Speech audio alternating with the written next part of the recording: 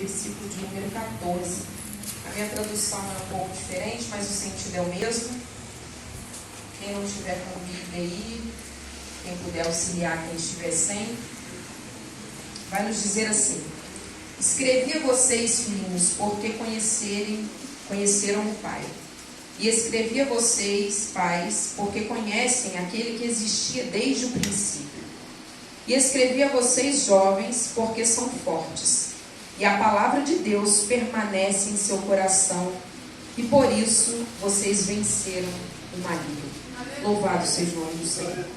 Pode tomar o seu assento nesta noite. Pai amado, Pai querido, uma vez mais, Senhor, eu entrego, Senhor, a minha vida nas Tuas mãos. Eu entrego, Senhor, esta igreja nas Tuas mãos. Pai querido, a casa é Tua. Pai querido, a palavra também é Tua. Senhor, nos usa por misericórdia e graça. Senhor, saca-nos, Senhor, da Tua aljava e acerta o Teu alvo nesta noite. Prepara o nosso coração, a Deus, para recebermos uma porção mais da Tua palavra. Pai querido, não aquilo que queremos ouvir, mas aquilo que necessitamos ouvir, Senhor, para permanecermos firmes na Tua presença. Assim nós glorificamos e exaltamos o Teu bendito e santo nome. Louvado seja o nome do Senhor. Queridos, o texto em que fizemos menção, João vai nos relatar, João, aquele também conhecido como apóstolo do amor, que muito embora tenha nos seus escritos uma palavra severa e direta, tratando acerca de alguns assuntos específicos, também tem em suas palavras, em seu evangelho, uma palavra carregada de amor e afetividade. Se você discorrer os evangelhos que João escreve, você vai perceber pelo menos duas palavras muito frequentes, que é filhinhos e amor. Ele sempre vai se referir ao povo de Deus, porque ele escreve direcionado à igreja do Senhor, e ele vai se referir sempre chamando os irmãos de filhinhos, sempre num modo muito carinhoso e afetuoso. E também João vai falar muito sobre o amor. Interessante isso por quê? Porque João é alguém que fala e testifica e garante a veracidade e a verdade do Evangelho, uma vez que esse próprio convive diretamente com o verbo da vida. João é alguém que tinha intimidade com Jesus. Muito embora os 12 apóstolos pudessem ter o privilégio de andar com Jesus, de compartilhar dos seus ensinos, de ter a oportunidade de estar caminhando junto com o Mestre, dos 12, todos, cada um de uma forma particular, tiveram um nível de relacionamento com Jesus. E João é aquele que tem um relacionamento mais íntimo com Jesus. Dos 12, João é aquele que é mais chegado de Jesus. Se nós olharmos em suas epístolas, nós vamos perceber que João, dentre os 12, ele era aquele que tinha mais intimidade. E aqui eu já abro um parênteses e uma pergunta para te direcionar nessa noite. Será que você consegue identificar o seu nível de relacionamento com o Senhor? Será que se você olhar para a sua vida hoje, fizer uma introspectiva, você consegue avaliar qual é o grau de relacionamento que você tem com Deus? Com aquele que você anda com Ele, que você afirma ter a fé nele, que você defende a sua fé nele, você sabe e consegue descrever que nível de relacionamento você tem com Ele? Porque nível de relacionamento independe de dia de culto. Nível de relacionamento independe de uma vida aparente dentro da igreja. Nível de relacionamento é quando está no secreto, é quando ninguém está vendo. É desde a hora que você abre os seus olhos, desde a hora que você acorda, até a hora que você vai dormir. Você tem um período de 24 horas dentro do seu dia. E dentro desse período de 24 horas, como é o seu relacionamento com o seu Deus? Será que você só abre a Bíblia na hora de vir para o culto? Será que você só prepara um sermão, ou melhor, só pega a Bíblia para ler, para preparar o sermão para pregar? Qual é o seu grau de intimidade com Deus? João era alguém que tinha intimidade com Jesus, a ponto de deitar no regaço do Mestre. Ele deitava no ombro de Jesus. Pensa, irmãos, que coisa maravilhosa, que privilégio, que coisa tremenda você chegar a esse nível de relacionamento. E Deus está nos convidando nessa noite. É possível você aumentar o seu índice, o seu nível de relacionamento comigo. Basta você se achegar a mim. Talvez dos 12, alguns só se acostumaram a ouvir, ou até mesmo a ver, a presenciar os feitos, os milagres de Jesus, e isso basta. Estou caminhando com o Mestre, estou vendo o que Ele faz, estou ouvindo os ensinos dele, mas mas João é alguém que quer mais. João é alguém que não se contenta em só ouvir. Ele quer participar, ele quer saber mais, ele quer chegar mais perto. E o Senhor está nos convidando nessa noite a chegar mais perto dele. Só vamos conseguir a ter um nível maior de relacionamento e intimidade com ele à medida em que nós nos aproximarmos mais dele. Dos 12 que caminhavam, João era o que tinha mais intimidade. E algo que me chama a atenção é que o Evangelho de João, ele vai expor as ações e palavras que testificam que Jesus Cristo era o Filho de Deus. João, ele vai combater muito o gnosticismo. João, ele vai bater de frente com os gnósticos. Por quê? Porque os gnósticos, eles tinham uma filosofia, eles defendiam uma ideia de que o corpo é mau. Sendo este corpo mau e pecador, e só o Espírito que é bom, logo Jesus não poderia vir em carne, porque sendo esse o Filho de Deus, perfeito, sem pecado, como iria habitar num corpo que é ruim, que é mau, que é pecador? Só que nós entendemos que quando a Bíblia fala sobre pecado, e a palavra pecado significa errar o alvo, não acertar o alvo, ou seja, sair da direção, errar o alvo, nada tem a ver com esse corpo carnal, essa pele, porque não é a nossa pele que é má, é aquilo que está intrínseco na nossa natureza caída, como pecadores, como o pecado que recebemos da herança de Adão. Porque é por isso que vem muitas teorias e os gnósticos, eles se flagelavam o corpo, porque eles acreditavam que quando estivessem mutilando o corpo, eles estariam se aproximando mais de Deus. Eles estariam tirando a culpa do pecado. Só que nada tem a ver o nosso corpo, porque o nosso corpo, a Bíblia diz que ele é templo do Espírito Santo de Deus. Então João, ele vem debatendo o gnosticismo e provando que Jesus Cristo sim é o Filho de Deus encarnado. E aí ele vem debatendo, mostrando que Jesus é Deus. E João, ele vai tratar acerca de alguns fundamentos da fé cristã.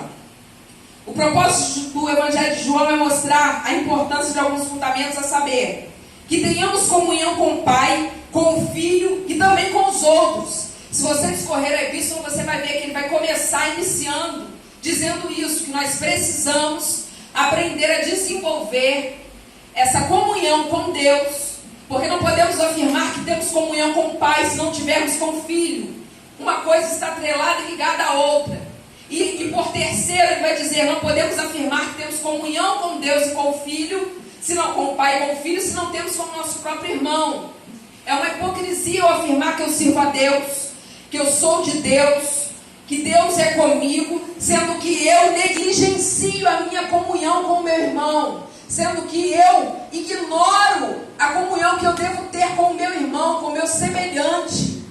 E triste é ver que em pleno século XXI, depois de tantos anos, nós temos tendo acesso a essa poderosa palavra, ainda assim, muitos não têm entendido isso. Se nós olhássemos para o que João diz sobre essa comunhão com o Pai, com o Filho e com o próximo, com os nossos irmãos, nós agora nos perguntaríamos o porquê que há tanta diversidade no nosso meio. Por que há tanta disputa? Por que há tanta briga entre placa de igreja? Entre eu sou melhor, eu sou maior, eu faço mais. Não era para ter isso. É unidade no corpo. João está dizendo, vocês precisam entender que tem que haver unidade do corpo. Precisa haver comunhão. Porque se não houver comunhão, aquilo que vocês verbalizam é mentira. Vocês afirmam que são de Deus, que são filhos de Deus, mas não tem comunhão com o seu irmão, então isso é mentira. Não tem como você ser filho de Deus, você ter parte com Deus, mas não ter parte com o teu irmão. Verdade. Então João, ele vai ensinando isso aqui, o primeiro fundamento, ter comunhão com o Pai, com o Filho e com os outros. Segundo fundamento, que tenhamos plenitude e gozo. Irmãos, estamos vivendo tempos difíceis.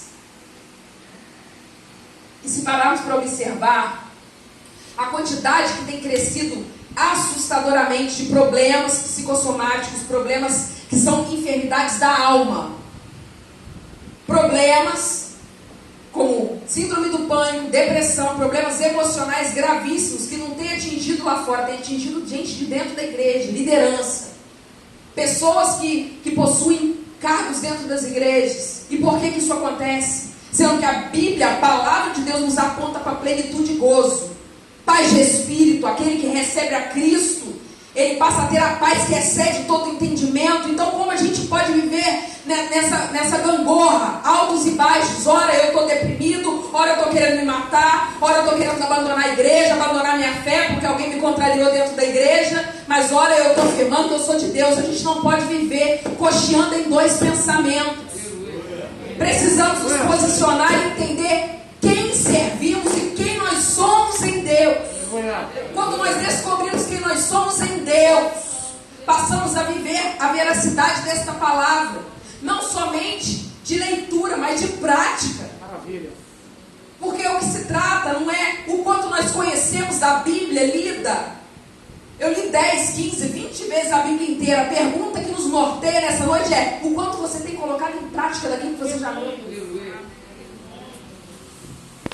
Porque ainda que você não tenha lido a Bíblia inteira, mas se você conseguir colocar em prática aquilo que você já leu, você já está meio caminho andado. Deus está nos convidando a ter uma responsabilidade, a assumir uma identidade nesta noite, de filhos de Deus, de servos de Deus, que após afirmarem a sua fé nesse Cristo ressurreto, que ressuscitou ao terceiro dia, passa a gozar de plenitude e gozo na alma. Aleluia. A própria palavra de Deus nos afirma que Ele levou sobre si todas as nossas dores, todas as nossas enfermidades. Não podemos agir como se essas coisas que estão acontecendo é normal, porque não é.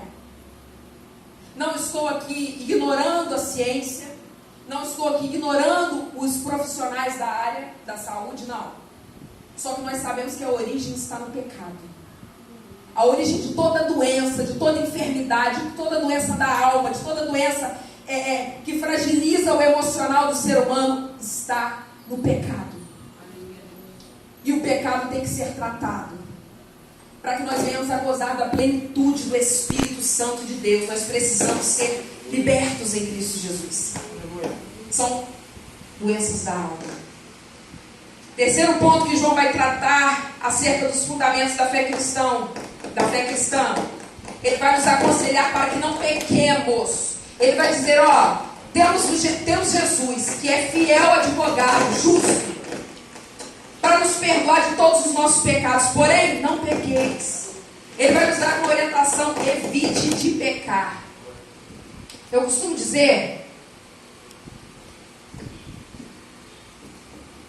que santidade não é você se isentar da totalidade do pecado, porque isso seria impossível, porque nós somos pecadores. A santidade não é você viver uma irrealidade, porque nós sabemos que Deus jamais daria ou colocaria sobre nós aquilo que nós não pudéssemos dar conta. Ele sabe da nossa fragilidade, Ele conhece as nossas debilidades, Ele sabe até onde nós vamos, Ele sabe quem nós somos, até mesmo melhor do que nós mesmos.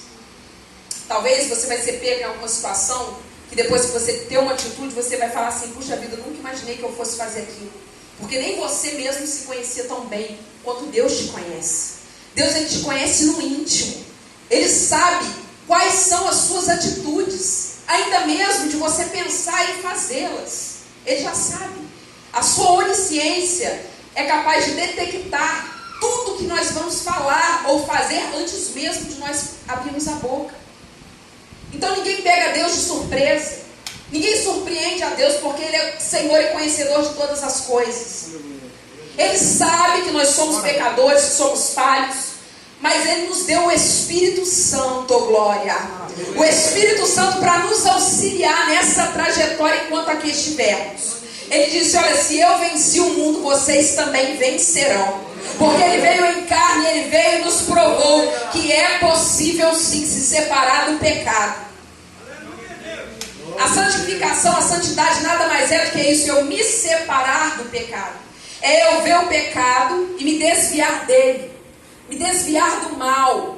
É eu entender que eu preciso viver uma vida pautada à luz da palavra, não uma vida segundo ao que o mundo está me orientando, as regras que o sistema do mundo estão ditando lá fora, e sim mediante aquilo que Deus já deixou escrito para mim como sendo a maior revelação. que é a sua vontade. E ele vai dizer, olha, foge da aparência do mal, desvia, foge dele. Paulo, certa feita, vai dizer a Timóteo, Timóteo, foge da aparência do mal, foge dos desejos da tua mocidade. Por quê? Porque tem gente que pensa que é forte resistindo. Eu sou tão santo, eu sou tão consagrado, eu me separo tanto, eu me consagro a Deus, eu jejuo, eu oro, que eu não tenho medo do pecado. Pode vir o pecado que ele vai bater em retirada. Não. Ser forte não é bater de frente com o pecado. Ser forte é ver o pecado e fugir dele. É resistir a ele, fugindo. Por quê? Porque nós sabemos que a nossa natureza caída, ela pede pelo pecado. Seria hipocrisia dizer que não. Porque o pecado para a nossa carne, ele é bom. Só que ele mata o nosso espírito. E aquele a qual nós alimentarmos mais é que vai sobressair. Se alimentarmos a carne vence o espírito. Mas se alimentarmos o espírito não vai deixar que a carne se sobreponha a ele. E como que vencemos os desejos da carne? Vivendo uma vida de separação a Deus. Leitura da palavra, oração, intimidade com Deus. Lembra de João? Procurou ser íntimo, procurou ficar perto de Deus. Quem está mais perto de Deus tem menos probabilidade de pecar o tempo todo. Sabe por quê? Porque ele está lado a lado com Deus.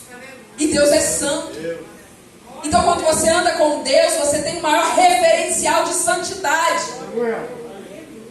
Porque às vezes nós olhamos para a vida de algumas pessoas e temos por referência algumas pessoas, e isso não é pecado. Nós temos por referência algumas pessoas nas quais nós nos espelhamos, admiramos por uma conduta ou outra que nós observamos. Só que ainda assim, todo homem, ele é falho e sujeito a tropeçar, sujeito às mesmas paixões, como diz a Bíblia.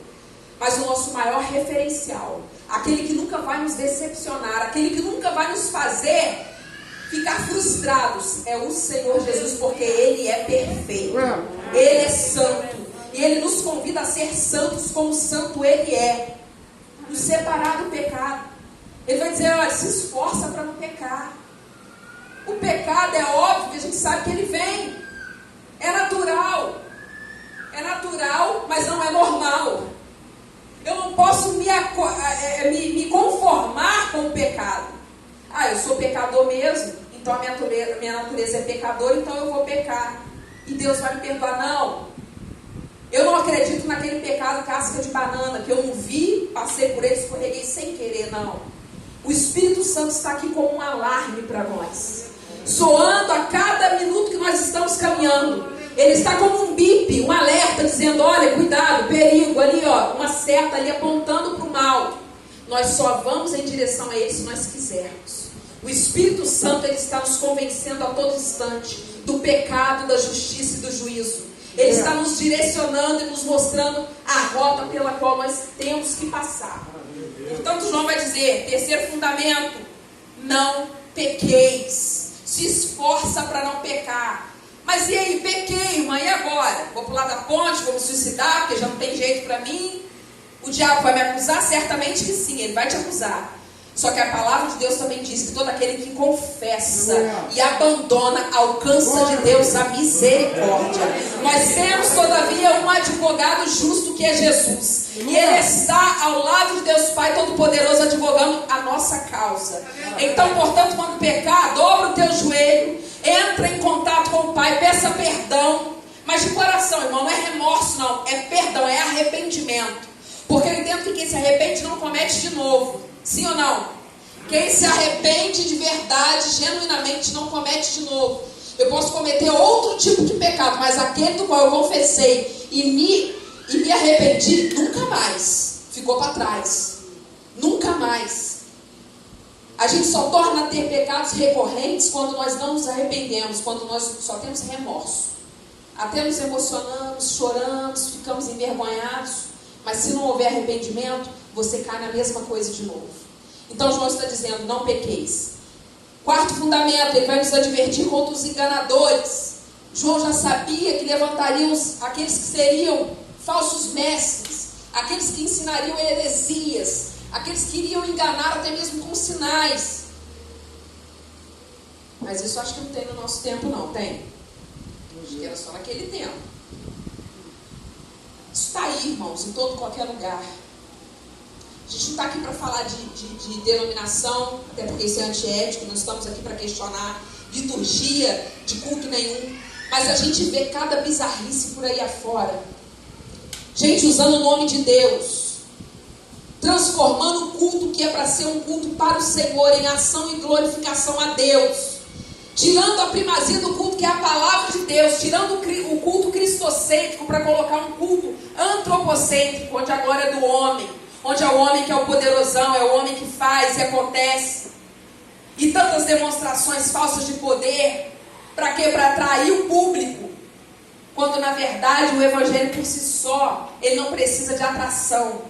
Porque Cristo morreu por nós para nos dar a vida eterna. Eu não preciso chegar aqui e enfeitar nenhuma história para te comover. Sabe por quê que não? O que eu vou falar é duro, mas é verdade. Deus não precisa de você. Deus não precisa de mim. É verdade. Nós é quem precisamos dele. Só que nós estamos em pleno século 21, vendo essas pessoas se levantarem, essas pessoas que João está advertindo aqui, os enganadores. Pessoas que estão mudando a ordem natural das coisas. Ao invés de trazer o genuíno evangelho, que é a pregação do arrependimento, trazendo o homem ao seu estado de consciência, que ele é pecador e que ele sem Deus ele está morto em seus delitos e pecados, que ele precisa de um Salvador. Essa é a primazia do evangelho. E aí o que a gente vê hoje? Um evangelho adaptável, um evangelho distorcido, um evangelho a todo gosto, um evangelho que não te confronta a mudar de vida, mas um evangelho que diz: Jesus te ama, isso basta. Jesus é amor, ele não vai te condenar porque ele te ama. Isso é enganação do diabo. É enganação do diabo, porque o mesmo Deus que é amor é o mesmo Deus que é justiça. Nós temos o costume de olhar para a cruz do Calvário e enxergar o amor de Deus, mas não olhamos e enxergamos também a sua justiça cravada naquela cruz. O mesmo Jesus que hoje é meu e teu advogado, virá como o mesmo nosso Deus juiz. Virá para julgar a mim e a você.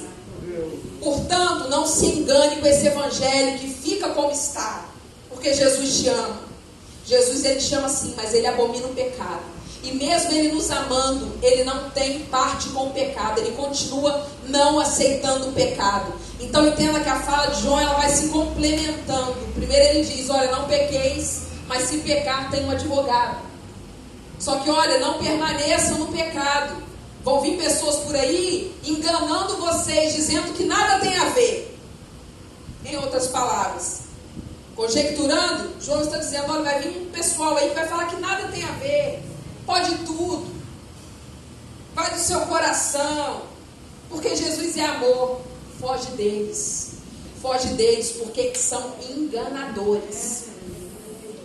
Quinto princípio que João vai tratar, para que soubéssemos que o maior dentre todos os fundamentos é o da vida eterna. Porque de nada vale nós seguirmos todos esses fundamentos se nós não entendermos a causa. O porquê que nós temos que nos separar do pecado.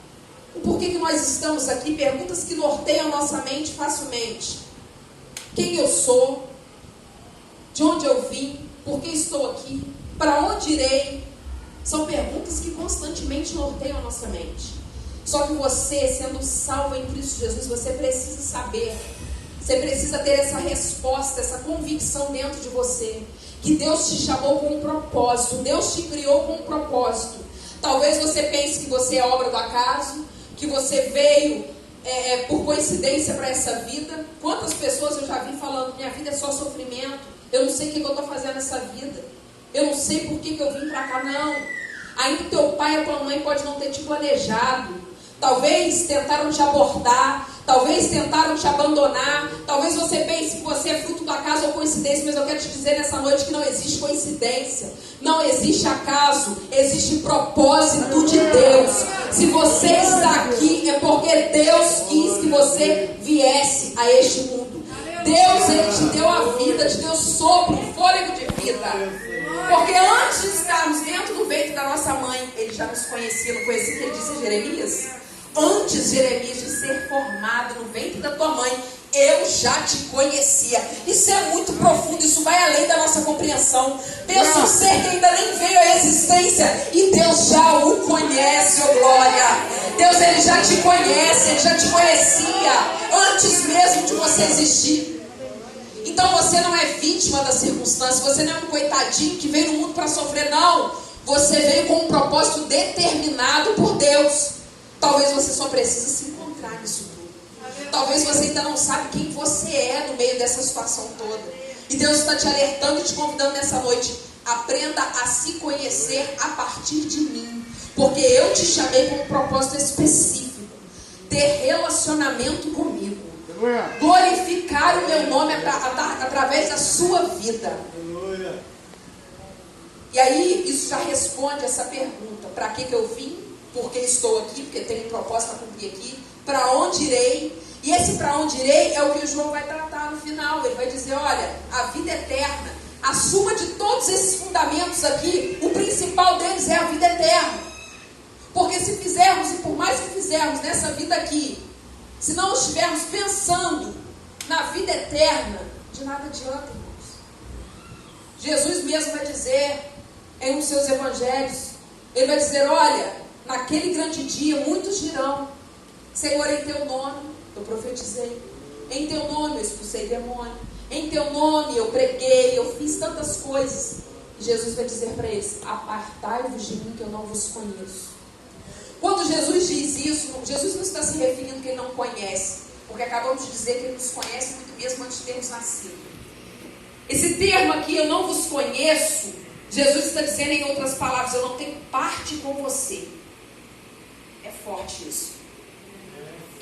Jesus está dizendo, olha, você pregou, você expulsou demônio, você operou milagres, mas tudo que você fez foi em meu nome. O meu nome tem poder, mas em nada a tua vida me glorificava. Em nada a tua vida tinha parte comigo. Eu cumpri porque eu sou fiel à minha palavra e não a você. Só que você aparta-te de mim porque eu não tenho parte com você.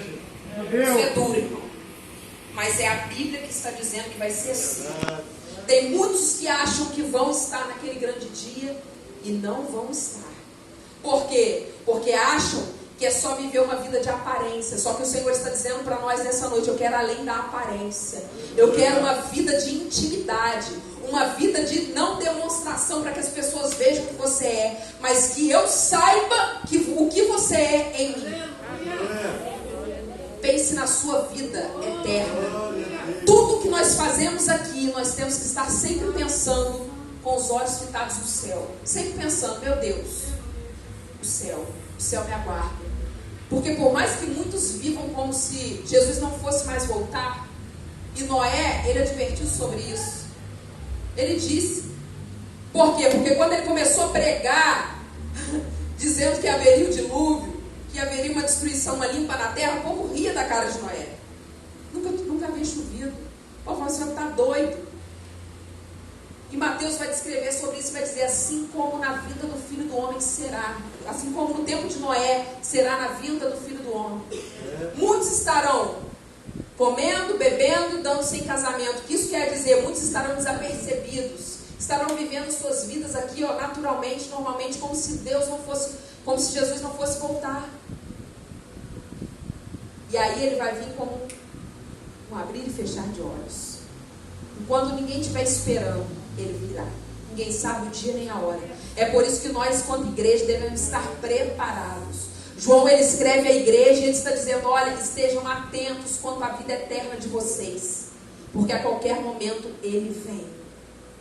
João, ele nos ensina também sobre a substância do Evangelho que se aplica na divindade da encarnação de Cristo, que é o resultado do Evangelho na vida de quem tem perfeita comunhão e gozo e plenitude. Irmãos, eu não posso afirmar que eu creio em Cristo Jesus, sendo que eu não vivo uma vida segundo a palavra que Ele me deixou como base. Essa palavra aqui é um manual de regra e fé prática para a nossa vida. Então eu afirmo que eu creio nele, que eu sou filho dele, que eu ando com ele, mas eu não obedeço a ele. É uma incoerência. E E é tão forte porque hoje o Evangelho adaptável nos ensina que mesmo você abandonando, você continua sendo filho. Que mesmo você vivendo em um estado caído de pecado, sem arrependimento, você ainda é filho. A Bíblia não nos fala sobre isso. Pelo contrário, a Bíblia nos trata como criaturas. Só passamos a ser filhos de Deus por adoção quando nós vivemos uma vida em Cristo Jesus. Fora dele não há como afirmarmos que somos filhos de Deus. Por mais amável que Deus seja, irmãos, Ele é justo. E Ele disse que aquele que fizer a minha vontade e a vontade do meu filho, esse sim é meu. Esse sim é meu filho. Quem não faz a vontade de Deus, quem não obedece o filho, quem não anda segundo os preceitos e princípios da palavra de Deus, não é filho de Deus. Que isso, irmão? Como é que você pode dizer isso é verdade? Só que hoje, para ganhar público e audiência, todo mundo se tornou filho de Deus, pecando, não pecando, vivendo a vida absolutamente de qualquer maneira, e não importa mais. Por quê? Porque as pessoas estão rasgando os critérios da palavra de Deus. Só que Deus, Ele é imutável e Ele continua sendo santo.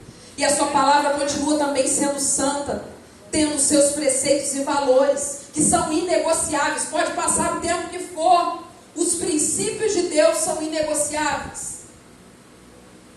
Deus, Ele não tolera o pecado, então Ele vai nos afirmar através de João. Se você diz que é filho de Deus, então obedeça a sua palavra. Porque o que vai evidenciar se você de fato é filho de Deus e anda com Ele, é a sua vida diante dEle. Obediência. Obediência. E isso independe da etária, irmãos. Isso vai desde a criança até o ancião. Não vai pensando que Deus vai ter peninha de um ou de outro, não. É igual para todos. E é por isso que eu tenho batido nessa tecla também sobre a evangelização infantil. Porque a gente tem as crianças como alguém que atrapalha o momento do culto. Não é isso? Não para, não presta atenção. E aí a gente tira as crianças do ambiente de culto, leva para uma salinha à parte. Não sei se todas as igrejas são assim, mas a grande maioria. As tias dão um papel para a criança rabiscar, para desenhar. Ensaia um louvor para cantar aqui na frente e tá bom demais, porque é criança. Só que nós não podemos tratar as crianças como apenas crianças. Por quê? Porque ela é a geração do amanhã. Ela é a igreja, o líder, o pastor de amanhã. Então, se eu não ensinar desde pequenos fundamentos da palavra para essas crianças, como queremos ter uma geração de avivamento, como queremos ter uma geração futura de grandes líderes, se nós não ensinamos desde pequenos nossos filhos? Os nossos filhos, as nossas crianças precisam ter acesso à palavra